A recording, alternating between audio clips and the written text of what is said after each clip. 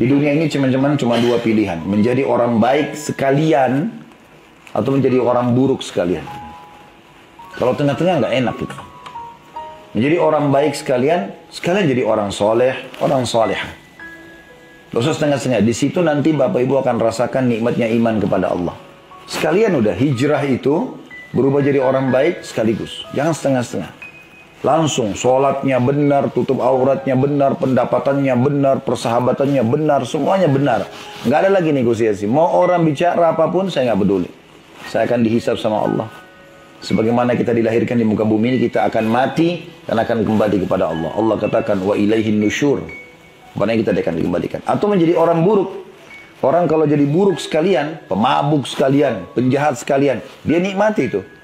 Tapi akibatnya nggak baik. Di dunia terhina, ditangkap, dihinakan, masuk penjara atau dibunuh orang, di akhirat masuk neraka. Cuma sayangnya kita masih selalu ada di tengah-tengah. Kita mau jadi orang baik, iya, tapi masih buka pintu maksiat. Di sini teman-teman, antum tidak akan merasakan lagi khusyuknya sholat. Nggak ada maknanya kalau baca Al-Quran. Susah, netesin air mata itu kayaknya nggak mungkin gitu. Karena apa? Karena kita masih membuka pintu-pintu dosa. Nggak bisa, kita harus sekalian menjadi orang yang baik. Saya pernah berbicara sama sahabat dekat saya kebetulan di Madinah sini. Insya Allah tidak ada halangan, mungkin besok saya ketemu sama beliau. Dr. Husain Jabiri, hafizahullah. Beliau dosen di kampus. Kami kadang-kadang kalau telepon-teleponan selalu saling nasihatin gitu.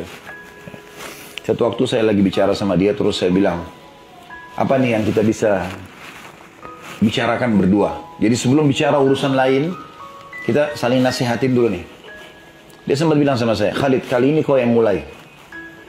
Saya tidak tahu subhanallah kenapa tiba-tiba lisan saya ucapin itu. Saya pun ambil pelajaran dari situ. Saya bilang sama dia, siapa ulama di Saudi ini yang paling kamu banggakan? Dia bilang Syekh bin Baz. Syekh bin Baz itu salah satu mufti Saudi dulu, sudah meninggal rahimahullah. Orangnya buta, fatwanya di mana-mana, menjadi ulama rujukan dunia dulu. Maka dia bilang Syekh bin Baz. Saya bilang kenapa? Dia bilang karena dia orang soleh, ahli ilmu, ya, ulama, dia hafal Quran, banyak sekali menyebar ilmunya di mana-mana. Terus saya tanya, baiklah, kalau itu alasannya. Sekarang Syekh bin Baz sudah meninggal. Saya mau tanya, menurut kacamata kamu sementara, penilaian kita manusia, Syekh bin Baz di surga atau di neraka? Dia bilang di surga. Secara teori begitu. Artinya Allah akan balas dengan surga, karena Allah mengatakan, siapa yang berbuat amal soleh, beriman dan beramal soleh, dia akan masuk surga. Dan tidak mungkin janjinya Allah salah. Dan itu yang secara zahir kita lihat, gitu kan? Saya bilang baik. Penilaianmu tidak salah, saya bilang. Penilaianmu tidak salah, itu benar. Itu sudah nggak ada yang luput. Syekh bin Baz seorang ulama besar, beliau juga tersebar semasa hidupnya, masya Allah, fatwanya sana sini. Dan kita berharap secara teori agama jelas dia beriman beramal soleh, dia akan masuk surga. Itu tidak ada keraguan dalam masalah itu.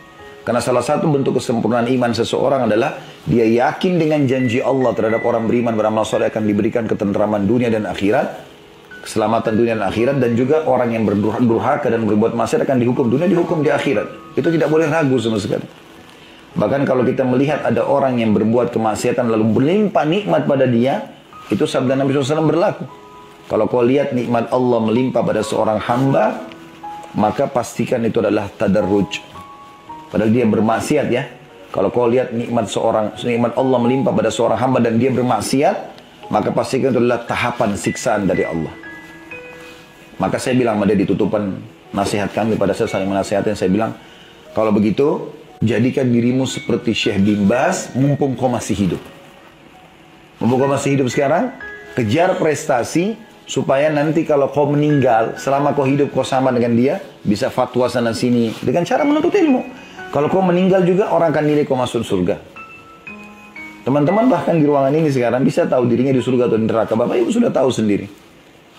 Ada seseorang pernah datang kepada seorang ulama, datang kepada seorang khalifah Umawi, kerajaan Umayyah waktu itu.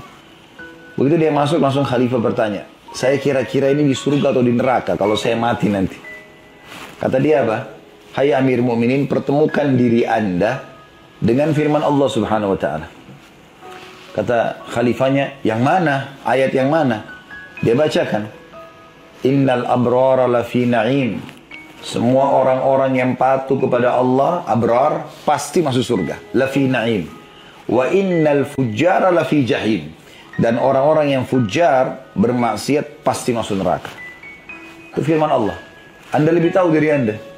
Kalau Anda sekarang sudah coba beramal saleh, azan, sholat, tutup aurat, pendapatan yang masuk hanya yang halal saja, terus saja jaga kebaikan, tinggalkan kemaksiatan, Anda masuk surga. Dan kalau Anda melakukan kemaksiatan, Anda lebih tahu dari Anda. Bisa saja di depan orang berbeda, tapi di belakang berbuat salah misalnya.